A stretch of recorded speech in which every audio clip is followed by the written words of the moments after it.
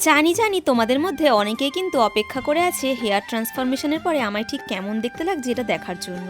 তবে আর অপেক্ষা করতে হবে না, আজকেই তোমাদের সবটা দেখাবো। তার পাশাপাশি এটাও বলবো স্যালনে গিয়ে লাকি ড্রতে আমি কি সার্ভিস পেলাম। চলো তাহলে শুরু থেকেই শুরু করা যাক। দিনটা ছিল রবিবার। সকাল সকাল ঘুম থেকে উঠে আমি আমার রিধি বুড়ির ব্রেকফাস্ট আর লাঞ্চ দুটোই কিন্তু বানিয়ে দিয়ে যাব, কারণ মারা যেখানেই যাক মাদের কিন্তু কোনো ছুটি থাকে না। তবে কি জানো তো, যখন আমার রিধির রান্নাটা শেষ হয়েছে তার কিছুক্ষণ পরে রিধির মিমি আর মেশো এসেছিল রিধিকে নিয়ে যাওয়ার জন্য। তাই জন্য ওকে ওর মেশো আর মিমির সাথে পাঠিয়ে দিয়ে আমি আর আমার বর চলে এসেছি স্যালনে। আজকে তো রবিবার, বরের যেহেতু ছুটি তাই ওকেও সঙ্গে করে নিয়ে এসেছি। তবে ও কিন্তু আমাকে স্যালনে নামিয়ে দিয়ে বাড়ি চলে গেছে। এদিকে আমি যেহেতু কালকে সন্ধেবেলায় অ্যাপয়েন্টমেন্ট নিয়ে গিয়েছিলাম, সেই জন্য যাওয়ার সাথে সাথেই বসে পড়েছিলাম চেয়ারে। তবে কাল কিন্তু সন্ধেবেলায় তোমাদের সাথে আমি আমার এই নতুন লুকের দুটো ফটো শেয়ার করেছিলাম। সেখানে কিন্তু আমি মিক্সড রিয়াকশন পেয়েছি। অনেকেই বলেছো দিদি তোমায় খুব সুন্দর লাগছে, আবার অনেকে বলেছো তোমাকে কিন্তু পুরনো লুকেই বেশি ভালো লাগতো। তবে এই দুটো জিনিসকেই আমি কমপ্লিমেন্ট হিসাবে নিচ্ছি, কারণ পুরনো কিংবা নতুন তোমরা যে আমায় ভালোবাসো এটা তো ক্লিয়ার। তবে হঠাৎ করে আমি যে এরকম ডিসিশনটা নিলাম তারও কিছু কারণ আছে।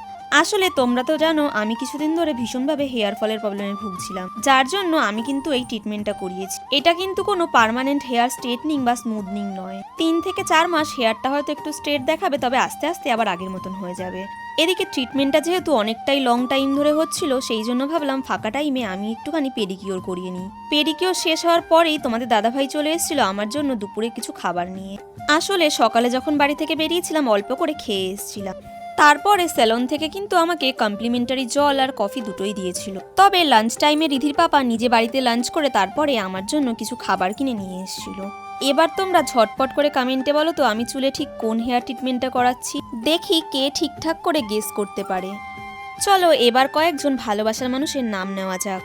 অনিতা, সীমা, পূর্ণিমা, তোমাদের সকলকে জানাই আমার তরফ থেকে অনেক অনেক ভালোবাসা আমার ভিডিওগুলোতে এত এত ভালোবাসা দেওয়ার জন্য আর এত সাপোর্ট করার জন্য।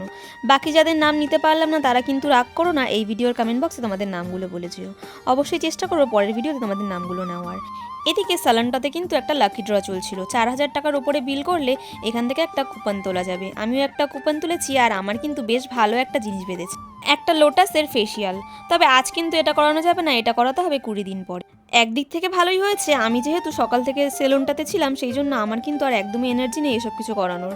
এখন ঝটাঝট বাড়ি যেতে পারলেই মনে হয় বাঁচি। চলো তাহলে আজকে আসি, দেখা হবে পরের একটা ভিডিওতে। ভিডিওটা ভালো লাগলে অবশ্যই পেজটাকে ফলো করে পাশে থেকো। Tata, bye bye.